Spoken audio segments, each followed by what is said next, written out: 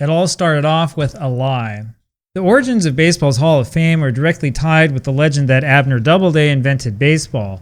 That myth dates back to at least 1905 and maybe even earlier, back when some of the men associated with baseball wanted to make it clear that it was a unique American sport. A.G. Spalding wrote a long article in his Baseball Guide of 1905 and claimed that Henry Chadwick was incorrect, that baseball did not evolve from the game of rounders. And in this 1908 Spalding Guide, the committee Spalding put together concluded that the game indeed originated with Abner Doubleday in Cooperstown, New York, and was not evolved from any other game, no matter what Chadwick said. This is the source of the myth that the game was invented in 1839 and is really the only reason Cooperstown, New York is important to baseball fans. And the myth spread incredibly quickly. I mean, really quickly. We tend to think of the era before World War I as sort of like the Stone Age, at least in terms of technology. But unabashedly nationalist stories like this one spread extremely quickly back in those days. This was thanks in large part to the telegraph and to the beginnings of modern mass media. For example, this April 1908 article from Binghamton, New York repeats Spalding's claim that Doubleday was the founder of modern baseball and that he founded the sport in Cooperstown. And so, in the summer of 1934, articles popped up around the United States bemoaning the fact that Cooperstown had largely been neglected by the great national and uniquely American game. Someone eventually established a small landmark, but of course that was nowhere near enough. Nope, the idea was that we needed a full-blown museum to baseball in Cooperstown, New York. In fact, the original idea, as Bill James has told the story, is that the man who was the brains behind the Hall of Fame thought it might attract a few hundred visitors to that sleepy little town of Cooperstown. And so Cooperstown was chosen. It was chosen based on a lie, and it was chosen to be the great mecca of baseball. Now, since you're watching this channel, you probably don't need me to tell you that Cooperstown, New York is in the middle of nowhere. Even the most direct route to Cooperstown is indirect, and it's excruciatingly far from the more populated centers of the United States. And of course, its remoteness is part of what gives Cooperstown its mystique. So if they stuck the Hall of Fame in like New York City or in Chicago or Boston or Washington, D.C. or whatever, it just wouldn't be the same. If they widened I-81 and I-88 to make it easier to get up there, it still wouldn't be the same. There's something that's fitting and poetic about Cooperstown being nestled in the middle of nowhere. It's a place you have to trek to. It's not a place that's close to anything even remotely close to where you are. It's almost like it's sort of a reminder of baseball's more rural and humble beginnings. You kind of have to go back in time to be able to get to the Hall. Now, if you search through the newspaper archives of North America, you will find references to the Hall of Fame going back to the 19th century, such as in this article about Kipling from 1898. After reading for a while, you'll learn about the Ruhmeshalle in southern Germany. This is a museum built by Ludwig I in Bavaria back in 1853. And the columns and the busts should remind you of a certain Hall of Fame that we treat with such reverence. Don't think for a minute that the Bavarian Hall didn't receive attention in the US press. We knew all about it and we talked all about it.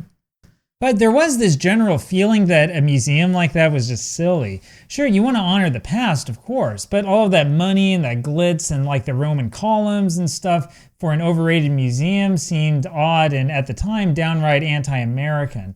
However, ideas like this tend to have a life of their own and they tend to slowly creep into the national consciousness. In 1900, New York created its own Hall of Fame modeled after that same Ruhmeshalle. It cost a lot of money to build, and it was every bit as ostentatious as you would expect. But even though there were physical halls of fame that were popping up here and there, the truth is that the concept of a Hall of Fame was still mostly a literary invention by the press. Just like in that article about Kipling, right? The men who wrote about baseball fell in love with this concept of this mythical Hall of Fame.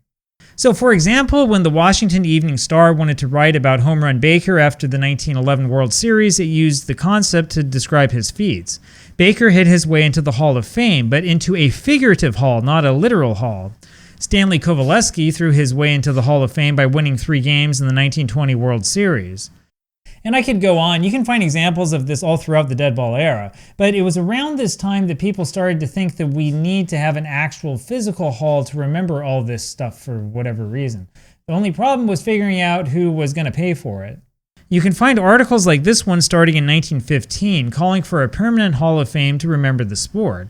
And that discussion led to a decision to establish an actual hall back before the 1922 season started, though again, nobody knew who was going to pay for this thing or what it was actually going to be.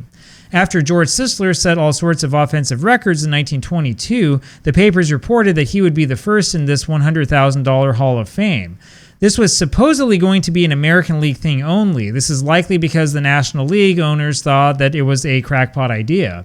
There was even an attempt to get Congress to pay for it, and we all know how that works. So anyway, when Alexander Cleland came up with the idea for a baseball museum in 1934, his idea coincided with this general feeling that Cooperstown had gotten the short shrift from organized baseball, and in almost an instant, the actual Baseball Hall of Fame was born. The old nostalgic articles came up again, and back came those cries of why not a real Baseball Hall of Fame? Schoolboy Rowe hurled himself into that figurative Hall of Fame that summer, but men were quietly working behind the scenes on the real one. And eventually the randomly chosen and falsely honored city of Cooperstown was going to have its museum.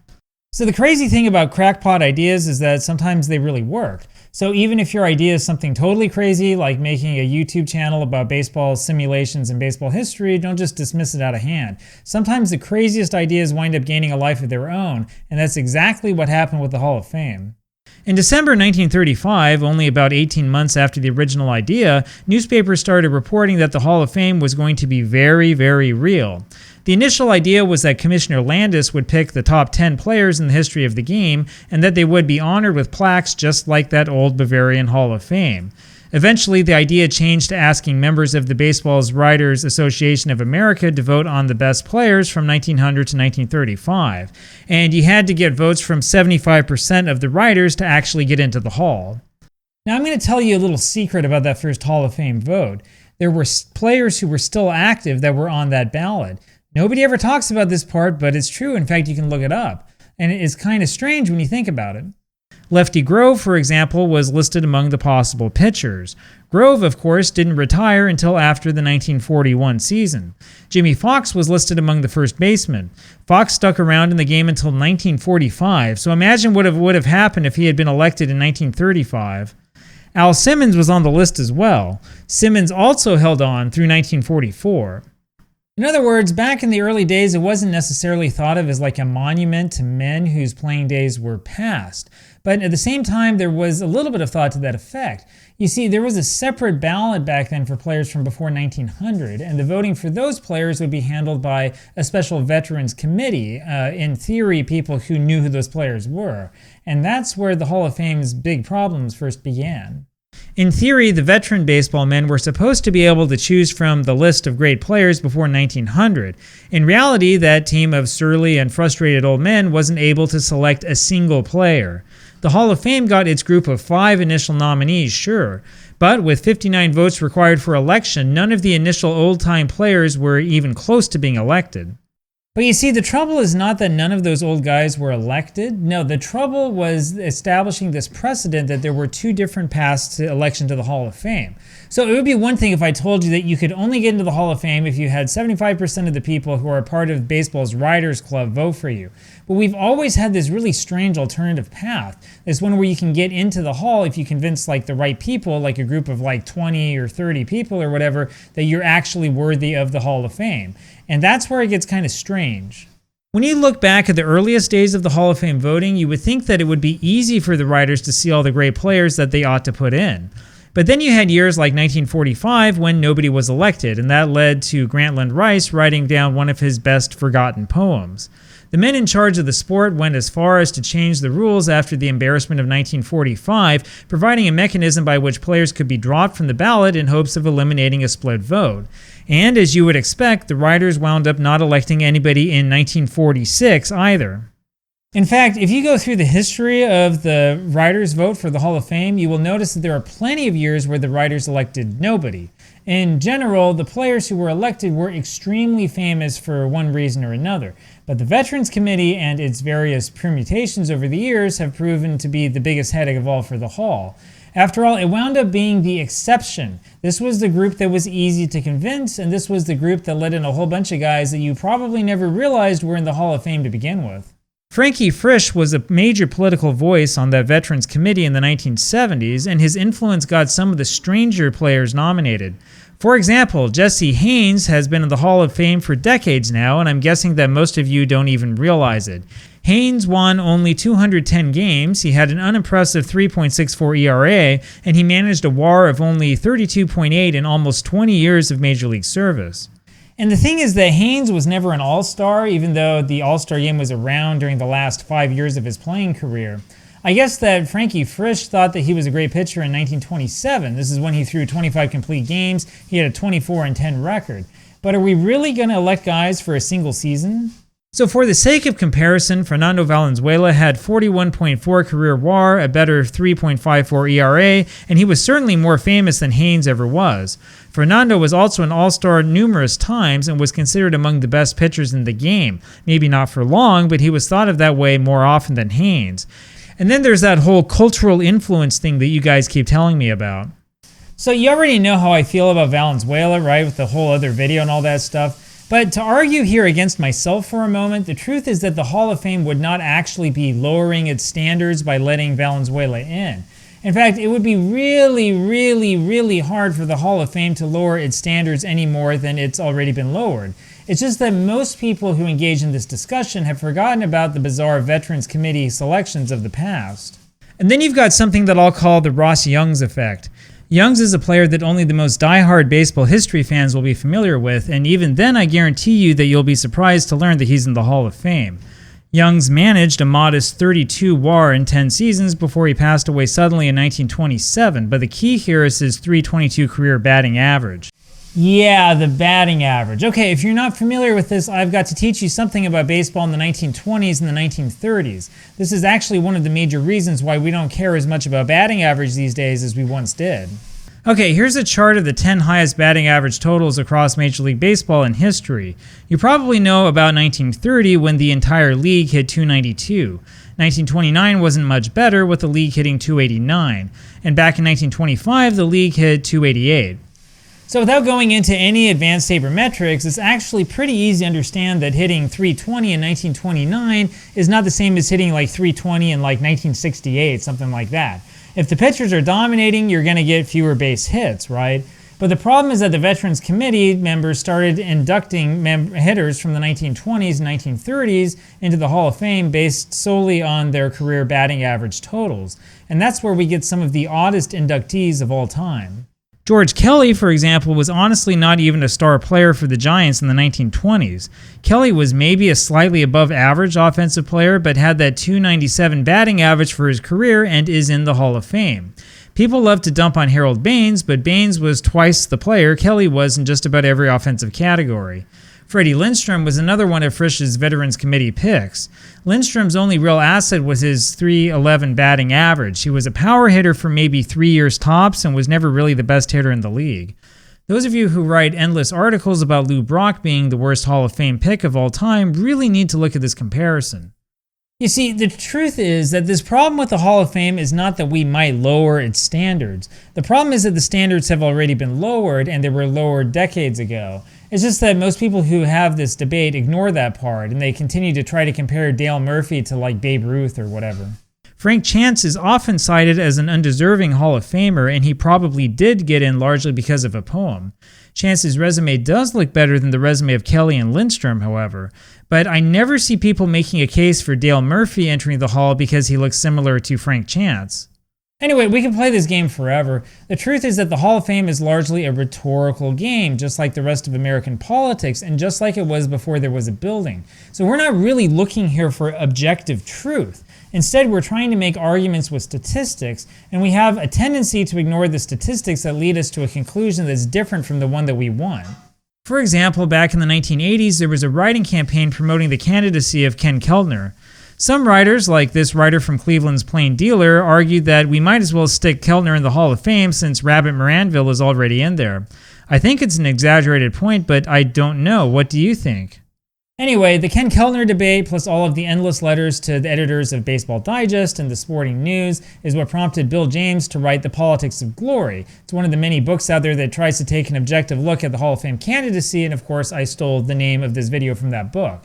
Now, James comes up with a couple of tests that at least could ground the selections in reality. But the problem, of course, is that politics have nothing to do with reality. For example, you've got stuff like this, the Hall of Fame standards test. There are some major names in the top 10, sure, but you'll notice that Bonds and A-Rod are out. Now, you know as well as I do why Bonds and his enormous physique was left out. And A-Rod's exclusion for the same chemical reasons also makes a lot of sense to me. You see the same thing on the pitching side, where Clemens will likely never make it. Nobody doubts that Clemens was a great pitcher, but he's not Hall of Fame material for other reasons. And this is the reason why there is no statistical test to get people in. It's because you have a lot of guys who can't get in for other reasons, steroids and drugs and gambling, or sometimes even the actual politics of glory. And likewise, there are people who are in the Hall of Fame for other reasons as well. I mean, no matter what your statistics say, I'm going to always firmly believe that Ichiro belongs in the Hall of Fame. Sure, Rod Carew might look more like a Hall of Famer based on the stats alone, but Ichiro wasn't even in the US in the beginning of his career, and I would rather have him on my team than Carew anyway. And I don't really care that Mariano Rivera was only a closer. I've got no problem at all that Rivera is the only one unanimously elected. In my mind, he really deserves it. Anyway, in the end, when it comes down to the Hall of Fame debate, it really is just a popularity contest. The stats that we use are simply tools to help our arguments.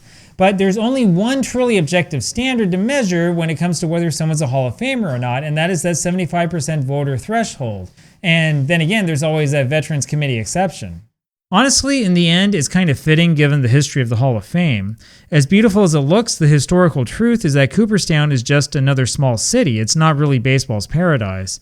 And the plaques themselves are just part of the fiction behind the Hall of Fame. It's an arbitrary award to congratulate an arbitrary standard that we just came up with one day. Of course, the biggest irony of all is that the men who famously could never get into the hall are technically already there. They just don't have that plaque, that's all. And I mean, hey, who knows? Maybe one of these days you guys will all get the Veterans Committee to vote me into the Hall of Fame, for crying out loud. Anyway, it's a great place to visit. If you haven't been there, you should go. It's a great idea, and it gets people thinking a lot about the history of the game, which is really the part that I care about the most. But the thing is that at the same time, you got to remember that this whole thing is just one big charade, right? I mean, everybody knows that baseball didn't actually start in Cooperstown, right? Everybody knows that Abner Doubleday had very little to do with this sport, that actually evolved from a combination of rounders and cricket and, who knows what else. And, the thing that I would really argue here is that the history of the game honestly lies in the hearts and in the imaginations of those of us who really love the sport. And so the thing is that if you can't make it out to the Hall of Fame in the end because it's in the middle of nowhere, don't worry so much. Just stick around this channel. I'll give you better than what the Hall of Fame can give you.